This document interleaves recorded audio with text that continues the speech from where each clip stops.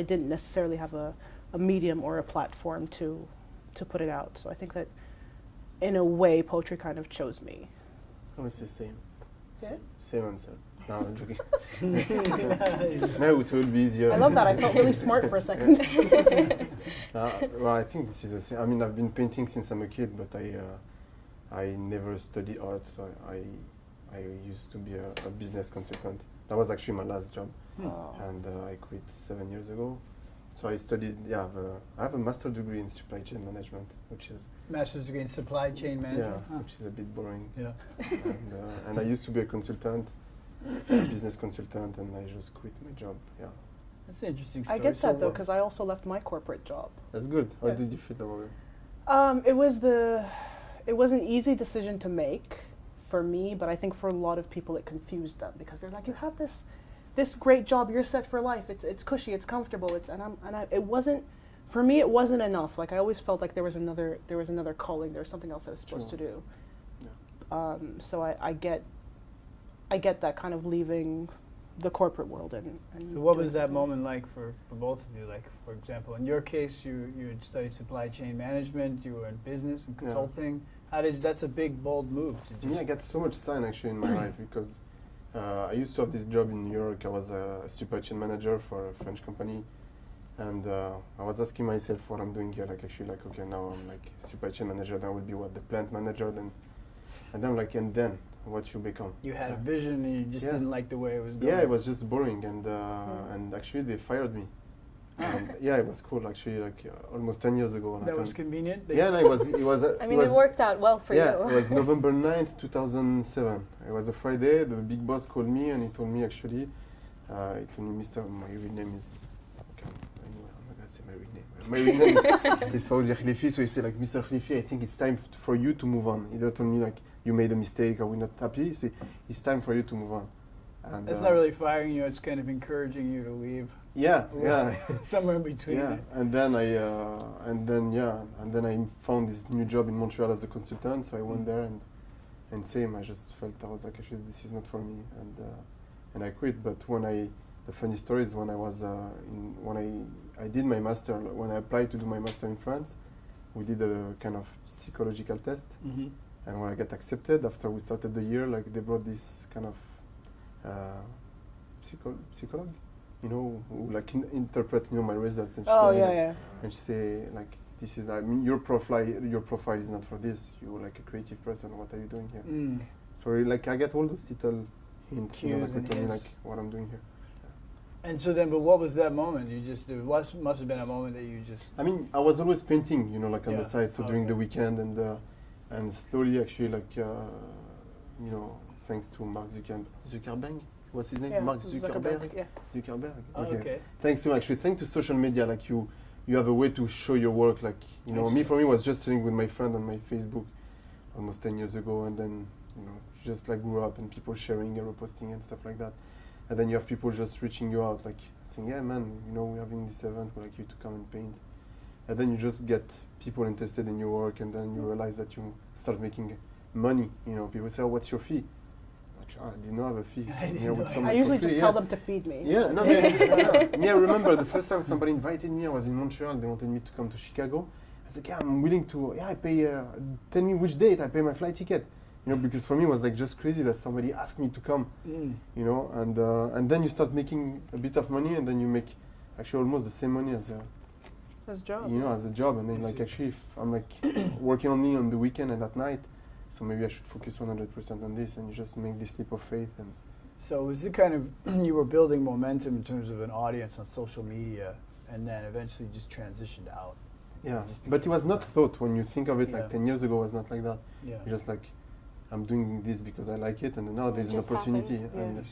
And now today I think it's, I don't know if you feel the same way, but if people calculate this, oh, I'm doing this, maybe I want to do this so I can get this.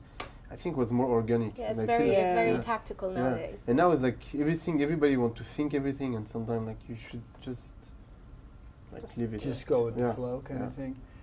Was it the same for you though? Because you had the same kind of experience. It was. I mean, when I look back, there were a lot of signs, but I feel like you never take them seriously. You don't look at them as part of something bigger. And so for me, it was more about what am I meant to do?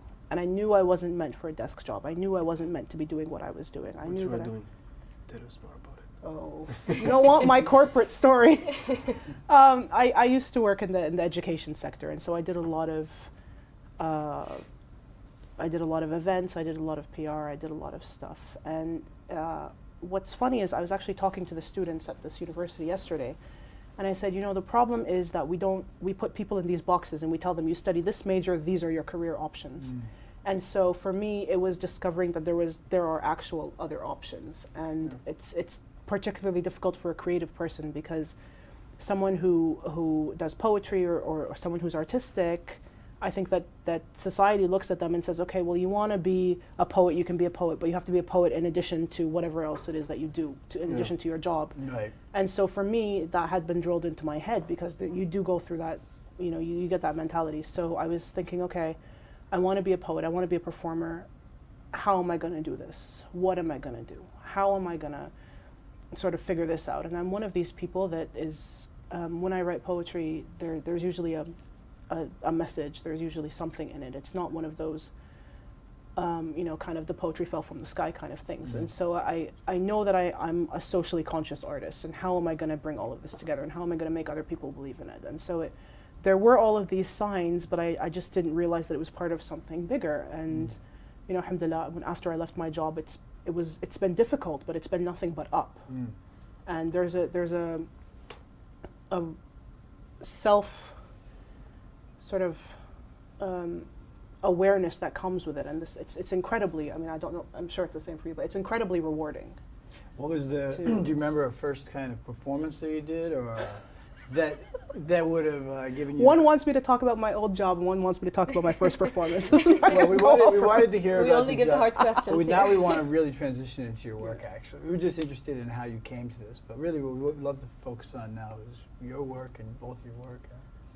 So what was the first, do you remember, was there an initial performance you did that you knew that you were going to do this professionally?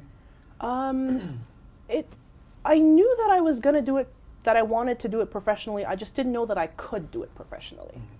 Because again, you kind of have this idea of, okay, well, I don't want to sell out, I don't want to become commercial, I don't want to do this, but you also want to make a living off of your craft. My first performance scared the living daylights out of me, and I cringe thinking about it now. You know, it was one of those I'm going to change the world kind of poems, and this is what's wrong with the world, and this is how we need to change it, and it was nerve-wracking. I mean, I think about it now, and I look at it in terms of the aesthetics and the technical side, and I could have done so much better. But I feel like the essence is still there. That's still very much me. It's poetry with a message, with something behind it. I mean, even yesterday I did this love poem about my relationship with food. Okay. And so I stood up That one is a good one. I told definitely. people, I said, okay, well, I'm gonna do a love poem, and I could see it in their faces. They're like, you know, she's gonna talk about some epic tragedy that happened, and I get up and I start talking about my relationship with food. And people are laughing, and then halfway through the poem, there's this silence, and there's this line that says, I want to cover all the mirrors in the house because I can't stand looking at myself in them. And then there's a stark silence, and it's in that. Those are the moments that I love, the moments that make people think about things. And so I feel like that essence, even in a particularly funny poem, is still there, and it was there in the beginning, and I think it's going to be there throughout, you know, my artistic journey. It was there in the beginning, but you also said you had to kind of develop your confidence for public performance. Is that what it was, or? It wasn't really confidence of being on stage. I think I've always been comfortable being on stage, but it was more about confidence in my ability to give a good performance. It wasn't about getting up and talking in front of people. I used to, you know, do it for a living, but it's about knowing that I can do it, and knowing that the only obstacle between me and what I want to do is me. I see. And that's still, I mean, I'm still constantly learning that. What's interesting is that, like, a lot of the messages that you try to put out with your poetry also resonates in Al-Seed's work. Like, you try a lot to impact change, and so how does that impact your own life? Like, how do you decide that this is the topic I want to discuss with this piece? Actually, it depends. There's like many topics that I want to speak about, and sometimes like you don't find the right opportunity. Um, but there is an impact because every project that I do has, has beyond the piece of art and the artistic challenge. There is like this human experience, and that's what is cool about painting on the public space, except on this picture actually. Like there's always somebody around, like this one is like this one in the middle of nowhere. Mm-hmm. But you always have somebody around, you always have people like who are intrigued and want to know what's going on. And because I really want to connect, my work with the people, that's how you create a connection, and always I say this to people, art is just a pretext because, for example, if I take this project we did last year in Egypt, we painted like this whole neighborhood of the Cairo garbage collectors. And if you go to somebody's house and you knock at his door and you say like, look, can I be your friend? And can you serve me you just tell him like, can you serve me a cup of water tomorrow? And after 2 days you serve me like a cup of tea, and then in 3-4 days I sit down with you and we drink another tea. After a week you invite me for lunch in your house, and in 2 weeks we play soccer with your family, and 3 weeks we go to a wedding, and then in 1 month when I leave, like you just cry. And then the guys say like, you're crazy. But if you come to a guy and you say like, look, I'm an artist, I would like to paint your house, the first day we look at you weird, and then the second day we say, can I take a bottle of water? And then we say like, come drink tea with me. And then you start talking, and they invite you for lunch after a week. And that's what really happened. And most of the time this is what you get, like you go to places, you don't know anybody, and you just wait for the surprise. And that's the cool thing, like you're looking for this kind of unique emotion, unique experience. And that's what actually made me want to keep what I'm doing. It's just because of this, like I have my studio here in Dubai, which is cool, but this is not what I enjoy the most. It's cool to paint in the studio, but when you go outside in the street and you meet people and you create a dialogue, and sometimes you raise topics that even the people from the community don't want to talk about. Yeah. It becomes interesting, and you leave a mark, and actually people they leave a mark in your life, and actually this is what like stays, because most of the piece that you see, like even in the pictures, like not those canvases, but they at some point they disappear. They just get erased. When they're in the public space? Either they vandalized, either like something happened to it, it fade. Yeah. But what stays is all those memories, and for me this is what is important. Definitely, yeah. Tell us more about the project in Egypt, because I heard your TED talk about it before. Okay. So it's a very interesting project. Yeah. So actually, it's a project we did in 2016 inside the neighborhood of the Cairo garbage collectors. So it's a community of 70,000 people who, for decades, pick up the garbage of Cairo, bring it to the neighborhood, sort it, and then recycle it, and develop the most powerful recycling system of the world. So they recycle more than 80% of what they collect. It's mostly a Coptic Christian community, and so they have pigs to recycle the organic waste, and they sell the pigs for the meat. And in 2009, Hosni Mubarak slaughtered like 300,000 pigs using in case anyone's wondering. That's from the side. Yeah. And he slaughtered those like 300,000 pigs using the H1N1 pretext, and people were living from that, so it killed their livelihood. And so I heard like about them at this time, and in 2015 I was just thinking of them, and I'm like, let's go paint something in this poor and ugly neighborhood. That's what I had in mind. And I get so much like stereotype. I thought those people were living in the garbage, and when we arrived there, actually they were living from the garbage. That was just their job. And then we realized actually that the garbage was not coming from them, but coming from outside. And the funny thing is, in Cairo they call them the Zabbalin, which means the people of the garbage. Yeah. But them inside the neighborhood, they call the Cairo people the Zabbalin. They say the garbage is coming from them. Yeah, exactly. So the whole piece is a piece that we call an anamorphic piece. So you need to stand in one point on the top of a mountain, and actually from this exact point you can see the full piece. And yeah, it covers actually more than 56 facades. I cover like 300 meters. And the quote that I used, the message that I wrote, was a quote from a Coptic bishop from the 3rd century that says, anyone wants to see the sunlight clearly, you need to wipe his eyes first. So, yeah. That's very interesting. Thank you. So is there, like Afra, for you, is there a piece that you really feel like you're connected to? Like you wouldn't mind like reciting it over and over again. And actually, she would like you to recite a poem if you that don't would be very nice. Sure. Since it's an audio, because it's audio podcast, we can't. It's harder to show your work. But since it's easier for us to hear what Yeah, your I think. I mean, there are certain pieces that I connect with on different levels. I mean, they're all deeply personal. There's one in particular, which I did yesterday. It's a poem called Jara, and Jara is the Arabic word for the sail of a boat, and the piece is. Jara it's an entrepreneurship center in Sharjah, and they approached me and said, we would like you to write a poem for us about entrepreneurship. And I was kind of taken aback, and I was like, I don't know anything about entrepreneurship. And then through that poem, I realized that creatives are actually the ultimate entrepreneurs, because you have to be on your game 24/7. You have to be business smart. You have to still be artistic. You have to do all of your PR. I mean, you're basically a one person, a one person show. Like an entrepreneur. Yeah. So I think that's why I relate to that piece. But more so than that, it's about all of the frustrations that the underdogs face. And I think doing what I do, I kind of feel that for some people I check all the boxes of stuff, because I'm a woman, I'm a performer, I check all those different boxes, and I feel like in a lot of instances I was the underdog. A lot of creatives are also underdogs, and so it's all of that frustration, but it's also a poem that I asked a lot of different people, a lot of different creative people, writers and different artists, what they felt like. And so I feel like this poem carries their voice, and so it's something I wrote, but it is very much an artistic community piece. So that's I think one of the ones that resonates the most. I don't know if that answers your question, but would you recite it? Sure. We'd love to hear I it. need to stand up though. I can't do it sitting down. Go ahead.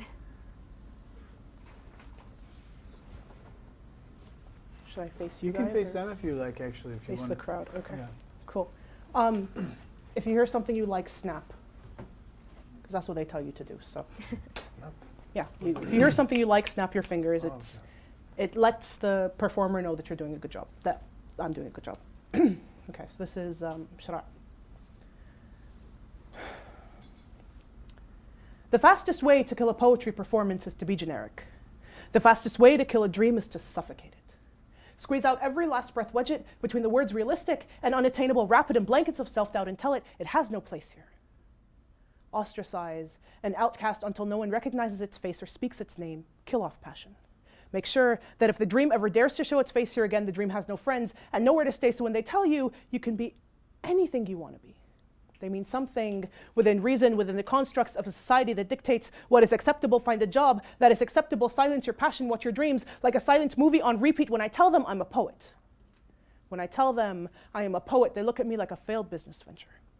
Sorry, we can't meet with you. Call us back when you have a stronger proposal. Poets and entrepreneurs both know convention is just convenience we use to convince ourselves that our dreams are worthless, that we are worth less than is customary, convicting us with no judge and a fact-lacking jury. Your Honor, I move to dismiss the notion of the continuous, quote, status quo. You can't quell my concern. Yes, you can direct quote me on that. Let's recap. They say they like my flow, but I know that it means that we object to this rejection. Let the record show we know it is never about the final destination. It is about how badly we want to get there. This is for people who want to get there.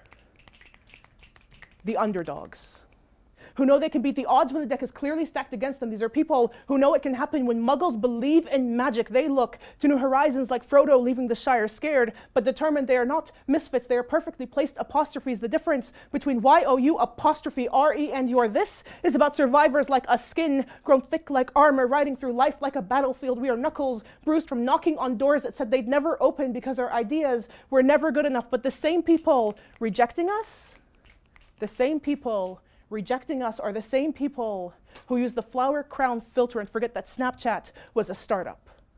Those who stuff the makers of change like monsters in boxes and bedtime stories, forced to roam around under cover of darkness. The ones who forgot how sleep feels because their dreams are more important than rest. No wonder they say 2 a.m. was made for the artists. We know this is not the quickest way to become famous. It is about looking at what is and figuring out how to change it. It is about life slapping you across the face and you screaming back, I got this. This is me.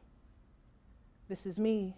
Being asked to spell the word unnecessary. In the 6th grade spelling bee, replacing a C with an S, 2 S's with a C, tripping over my words, not seeing what I was saying, stuttering off the stage in shame and coming back. A slam queen. This is for him. Who knows his app can revolutionize the way we see business. Saves his allowance because investors won't take a chance on someone armed with just a dream and a business plan under the age of 19. This is for her. With a passion that can outshine the stars and a voice like an anthem. We've lost too many stars to this life's brutal clenched fist. This is not a motivational speech. This is a call to create communities of creators, engineers, of ideas. It is knowing that no amount of training and social conditioning can change what you believe in, so open your arms. Leave your hearts out like a welcome mat. Turn on the porch lights. It's been a starless night for far too long. Let the dreams know. Let the dreams know. It's time to come home. Assalamu alaikum. I think hearing that gave me the same reaction I had yesterday, which is like chills all over. How do you, LC, hearing that, like, how do you relate to it? Since it is like a poem about... You know, my work is about words, you know, it's about messages, it's about writing, so I feel like my work and your work are connected in a way, because me, I write messages, I use words, so my work, you know, despite the fact it's, like, you look at it as an abstract piece, but there's always a message behind it, so I wish sometimes I was a poet sometimes. I wrote one poem once, but it was a long time ago. Yeah. You could be a poet. I wish my dream would be this, but like a Arab poet, like, you know, like, you know. See, I wish I could paint, so, you know. Yeah. I mean, I teach you, you teach me, you know. There you go. Okay. With regard to your, and that's awesome, the public performance aspect of that, I mean, what is the difference between reading that and then hearing you perform it, in your opinion? Like, how important is the performance? Because I imagine it's a lot, right? The performance is, I mean, it's supposedly it's 50% content and 50% performance, but I kind of feel like it's more performance, because if you deliver even a poem that's not particularly good, but if you deliver it in a way that you can make people connect with it, you can make people believe in what you're saying, then you should, you know, have a good performance. But one of the things that I always get asked is, you know, people are like, oh, I love what you do. Are you going to write a book? You know, you should write a book. Are you published? And my first reaction is, publishing a book scares me to no end. Because I love being on stage, I love that connection with the audience, and for me it scares me that I would be on a page in a book and someone would be reading it and I'm not there to see their reaction, and I don't know how they're taking it. I don't know if they're laughing at my punchlines or if they're snapping or if they like it. I mean, it scares me in that way. But I feel like I'm a stage poet more than I'm a page poet. I feel like poetry is just the thing that I bring with me. That's something you both have in common in a way, is that your work is in touch with the people. It's like a living thing. Your work is in public and your work is presented publicly. It's kind of interesting. I think it's important. I don't know, me for example, just one point. It's important because everything you see, I think, for the next generation, like to have it, you know, immortalized on pages, I think it's important. Yeah. I mean, it's the same, for example, my work, most of the people, they never saw it in front of them. They just saw picture of them. But if me, I say like, no, I don't want to take pictures, I want to make sure people comes and see it. You know, like, yes, you're taking off an emotion, but you don't... You do want to leave something, that's true. So you should do a book. Okay. We'll write in the foreword. El Seed said we should write this book. I mean, it's, I don't know. Like, you could write the foreword. I write the foreword. Yeah. I make a poem. And so in talking about your work, you mentioned how you feel a kind of emotional connection to a place. Yeah. So then, and that's a very interesting concept. So why did you choose Dubai? What kind of... Dubai choosing? No, I'm joking. Yeah. We like having you here. Now. Thank you. No, actually, I came a few years ago to do art residency in Tashkil, and that's where I started developing my 3D work, all my sculpture. And then I left Dubai, and then I came back a few months later. Al Sarkal proposed me to open my studio here. Okay. So actually, it's quite a cool place, you know, to be. It's like in the center of Dubai, in a part of this kind of community, artistic community, which is growing. And And honestly, like I don't think I would be able to have like any place like I have here, like anywhere in the world. So it's like huge, and for me it's cool actually. Like I can work like on 10 things at the same time. What is your most famous exhibition or public work you have in Dubai? I mean, you have the one in. I did this thing in in Green Planet. That's actually the funny thing. Like I've been coming to Dubai for now 7 years. Like first time I came was 2010, and the only time I painted here was last year on the Green Planet. But yeah, and then I have a piece in Ajman and Sharjah, so in the UAE. So, but it's I don't know, Dubai is more like a home, you know. It's not like people say, oh, but you paint in the street, and how come you live in Dubai? But it's not about painting in the street. Like I have my studio here, and I travel a lot, you know, for my art, and it's just like a base, you know. This is where I cut my onions. That's what I say. I see. Home is like where you cut onions, right? This is true. Yeah. Right? I love that. That's poetic, Yeah. actually. Where you can cry freely while cutting onions. Where nobody judges you while you're cutting the onions. So, like, this is a question for both of you. What is, if you haven't achieved it yet, like, what is a dream project of yours?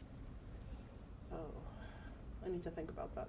I mean, I don't think there's a dream project. There's actually I'm living my dream right now. So everything that I do is like, I feel blessed and grateful, you know, like to be able to do what I'm doing. So it's not like, oh, I wish. I saw you have so much wish. We have like, you know, like we have a list of projects that I think maybe we will never do, but it's still something that you have in your mind. You're like, oh. And then when it happens, you know, you dream of it. You dream so much of it. Like Egypt, we dream so much of it that when it happens, like, okay, that was cool. You know, the day we finished, we went on the mountain and we look at it like. Me, I thought I was going to cry, and actually I was like, oh, I'm so tired. I need to go home. You know, and that's it. But I think you live a dream, so you're always into. Yeah. You're always. The inspiration never stops, basically. Yeah, inspiration stops. I mean, Does it? This. I mean, you know, this is. I don't know. Sorry to say this. Don't feel nothing personal, but you know, this inspiration thing sometimes for me is cheesy because people ask me, oh, where do you get your inspiration? And they think that as an artist, I go to, you know, like I go to Kite Beach and I see it and I look at the sun and I'm like, oh, the next idea is coming. Stuff like that. You know. No, that's true. I get that too. People are like, what inspires you? And I'm like, I don't have an answer to that. Yeah, there's no. I mean, I think this is an idea that everybody has. You know, sometimes just like I don't know. Me, I was drinking a coffee in my kitchen and Egypt came in my mind and that's it. And most of the time it's like that. Yeah, like we But did that's the the thing project. though about artists. I feel like people see artists and they think that we have this kind of, that literally that inspiration falls from the sky and you're sitting there, you know, but it's... It should be a man. I think for me it should be a person. Where did you find inspiration? I found him in the street. You know, you're like, oh, yeah, I'm inspiration. We'd be friends. I mean, I go through, like, I go through writer's block phases, but I assume that there's the equivalent for what you do, right? Yeah. Yeah, I'm not... Yeah, I mean, it's not... I don't know, I just feel like there's no energy. Sometimes I go to the studio and I'm like that, and I'm like, okay, I'm just gonna go home. Because there's no point, you just don't do anything. Yeah. And now we have a piano in the studio and I don't know how to play piano, so I just pretend like I know to play. And I'm like, actually, I'm just wasting my time, so let me leave. Yes. But it's not like you're not productive. And I think social media like is such a lie because people want to make you feel that you're always doing something super interesting and there's always a super cool idea. And man, like seriously, you're not working on a super cool project every day and you're not like creating something super new that nobody ever saw like every day. It's just a lie. It's just, I don't say it's bullshit, but like I see something like, oh, we're doing something crazy. Like, nobody is doing something crazy every day. This is not true. Right. You know, you have phases and sometimes like you're super inspired and sometimes there's nothing. You just like watch TV shows. I totally agree. So it's basically just like a job for you. Like, not a job, but never. like it's something that you're passionate about, but at the same time, it's the magic that everyone sees is not what you often experience. Like, No, for you, there's a lot of, you know, there is a struggle. There's like experimenting. Sometimes you try stuff and sometimes you try stuff you don't even know if it will work.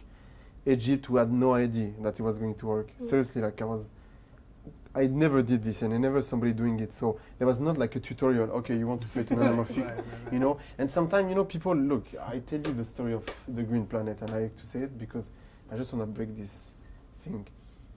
Green Planet people, they came and say, oh, this is genius. How did you think of making this? You know, like this wall, you look at it and then the color change depending where you stand, like the wall change of the color. Yeah. So if you go in the morning, it's white, you don't see the thing. And you know what is the story of this? I wanted to make a background in gray. I didn't have like a dark gray and light gray. The light was, no, I tell you the story. The light gray was too light, the dark was too dark. And then I said, like, let me try with silver. And I tried silver, it was nice because I did the wall in silver. And then it happened that the wall was not straight.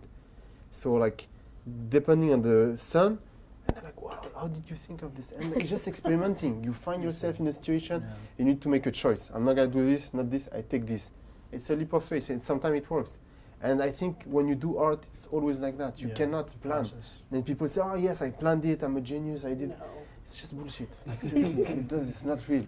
Like you come, you make a mistake and like you find something cool. It's like, how do you come out with this? I didn't come out with this, I just made a mistake. And most of the time it's like that, you know, the post-it. The post-it, the glue, the guy who created the glue, like this glue that you stick and unstick, he wanted to make a glue for planes. Like, you know, and it was a mistake. In the formula, there was a mistake. And this is a glue for the post-it. So it's always like that. It's just like you experiment and then you face something and you're like, oh, wow, this is super cool. And I think this is how like life should be because you cannot plan anything.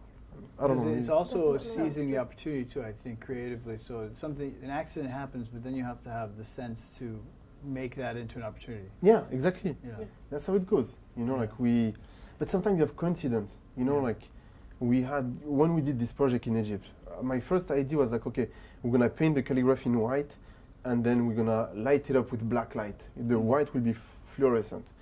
And so we buy the fluorescent paint and everything. We run those huge black light projector, and we light the whole piece at the end of the project.